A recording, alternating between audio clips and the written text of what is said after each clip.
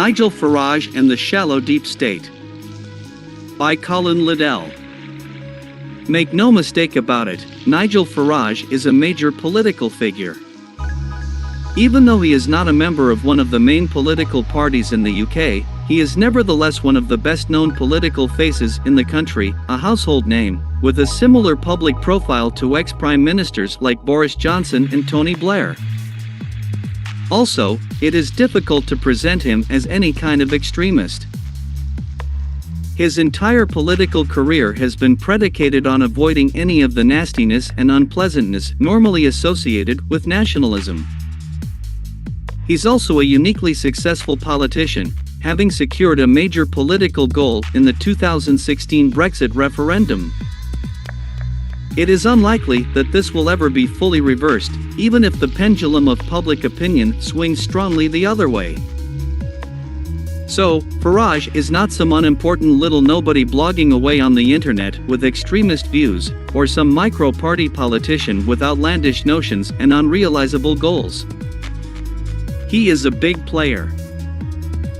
He has real pull, and much of the Conservative Party lives in constant fear of him. So, it is somewhat surprising that his bank accounts are apparently being shut down. Here is the man himself explaining his plight. I'm with one of the subsidiaries of this big banking group, one with a very prestigious name, but I won't name them just yet. I got a phone call a couple of months ago to say, we are closing your accounts. I asked why. No reason was given. I was told a letter would come which would explain everything.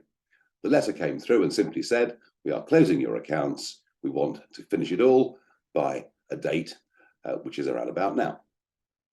I didn't quite know what to make of it. I complained. I emailed the chairman. A lackey phoned me to say that it was a commercial decision, which I have to say, I don't believe for a single moment. So I thought, well, there we are. I'll have to go and find a different bank. I've been to 7 banks, actually. Asked them all, could I have a personal and a business account? And the answer has been no in every single case. There is nothing irregular or unusual about what I do. The payments that go in and come out every month are pretty much the same. So why is this happening to me? Well, one explanation is this. A few years ago, the European Union came up with a definition of somebody called a PEP, a politically exposed person. Now, this could range from anybody from a prime minister down to a local councillor. And I think the reason for it was, were people in politics open to bribery? Could foreign governments from Ukraine or China or wherever else it may be, could they be pumping money into the accounts of corrupt politicians? So I kind of understand that and get that. But it's all about interpretation, isn't it? And what the banks argue is that to maintain an account for a politically exposed person gives them increased costs of compliance. Now, I have spoken to the city minister in this country, and there is some hope that this EU definition, which came into British law, may be moderated in some way. We'll have to see. But of course, any bank, any organization can choose to interpret a PEP and whether they want the account in any way they choose. To my knowledge, I don't think anybody has been treated like me in the world of politics. But then the banks, you see, themselves are part of the big corporate structures in this country. These are the organizations who did not want Brexit to happen. And I think in my case, probably the corporate world will never, ever forgive me. But I think there's a third reason. A few months ago in the House of Commons, Sir Chris Bryant, chairman of the Privileges Committee, said, using parliamentary privilege, that I had received large sums of money directly from the Russian government, and he named a calendar year in which it had happened. Truth is, I didn't receive a penny from any source with even any link to Russia. And yet, because he said it, it stands. I wrote to the Speaker, I demanded an apology. Nothing has been forthcoming from Sir Chris Bryant. Well, I wonder whether that is what's given me part of the problem. I have employed a top firm of London lawyers. I'm going through a series of subject access requests to find out what is held on me by the international agencies and by the bank that wants to close me down. But think about it. Without a bank account, you effectively become a non-person. You don't actually exist. It's like the worst regimes of the mid-20th century, be they in Russia or Germany. You literally become a non-person. And you don't anymore, you did in the past, but you don't anymore actually have a right to be entitled to a bank account. There is a naive supposition, evident also in this video, that everything should or can be explained, or at least revealed.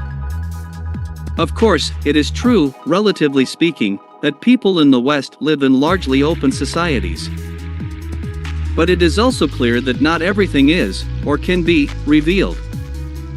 Without wanting to sound conspiratard, there is undoubtedly an esoteric or secret level to our society. Matters of national security, especially, are cloaked in much secrecy. This is out of necessity, if nothing else, and while this may lead to abuses, my impression, and of course I may be mistaken here, is that the more secretive side of British society is generally subjected to relatively firm democratic political and administrative control. In other words, the British deep state does exist, but it isn't going rogue and following its own agenda. It isn't too deep, certainly not as deep as some of the really deep states I could mention. So, back to Nigel Farage. What's up with his bank accounts being pulled? There has been a lot of smoke about his funding in the past, some of which he refers to in his own video. Yes, Labour MP Chris Bryant accused him of receiving over £500,000 from the Kremlin, which may or may not be true. But it is certainly true that Farage was something of a darling of Russian propaganda channel, Russia Today, back in its heyday, when Putin seemed like a tough but generally cool leader, restoring Russia to greatness. Farage was a frequent guest, who was paid considerable amounts for his time and trouble, all because he was effectively pushing a political message that suited the Kremlin. Whatever one thinks about Brexit and the European Union, and I, personally supported Brexit, the Russians have long had a vested interest in the division of Europe into separate squabbling nations, along with the breakup of any alliance on their western flank. This is even understandable, as any state elite wants to weaken its opponents or potential opponents and strengthen its own power. But, just as this is understandable, it is also understandable that those states targeted by Kremlin ops take the opportunity to strike back. There's not all that much out there in the public domain to damn Farage. Back in the day of his frequent appearances on RT, the state-funded Russian propaganda channel, was a fully paid-up member of terrestrial TV, able to have on various guests and to pay them as they pleased, just like other news channels do. It was seen as no different to Al Jazeera, Sky, or GB News, for which Farage now works, and which interestingly sprang into life almost the same instant that RT went out of business. Check its interesting financial backing. But not everything is in the clear. When Guardian journalist Carol Cadwallader tried to make the case that key Farage associate and backer of Brexit, Arron Banks, was in the Kremlin's pocket, she overstepped the mark somewhat and got hit with libel fees and costs. But just because something can't be proved out in the open by affirmative hire Guardian journalists doesn't mean it doesn't exist.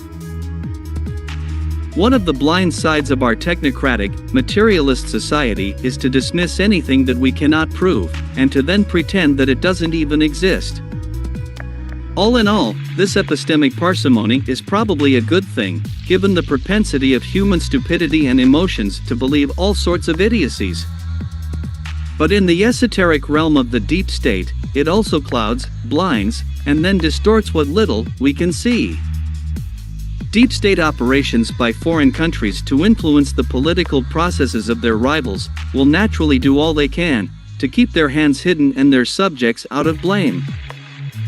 To explicitly pay and control a shill is a fragile move. It is something that can be exposed, and if exposed, the blowback is hard. Much better to identify certain organic political trends in the target country and then to find ways to indirectly boost them. For example, by giving them a £5,000 paycheck for a couple of appearances on RT, or by using bots and shills to boost an already popular or semi-popular message that serves the foreign agenda. But this is not to rule out explicit payment and control. The fact that Farage's banking access is being seriously compromised suggests to me that the deep state knows a lot more about who is paying him, and for what, than can be readily proved out in the open. But why would they keep any of this secret? Really, that is a rather naive question, isn't it? Of course, the deep state keeps secret the means by which they track and trace the hand of their rivals, as well as the subtle, complex processes of inference and evidence that leads to their conclusions. All we get to see is the strange yank by their invisible hand on those they mark for their attentions. But there are more ways than money to control the likes of Farage. One of the more unsettling images of Farage shilling for Mother Russia is an odd scene where he kneels before a little girl dressed as a queen. What is the Kremlin signifying here? What are they trying to remind Farage of? Is he being blackmailed as well as paid, and if so, for what crime or scandal? And lastly, why is there a child involved in this weird charade, and why is she shown exerting power over him?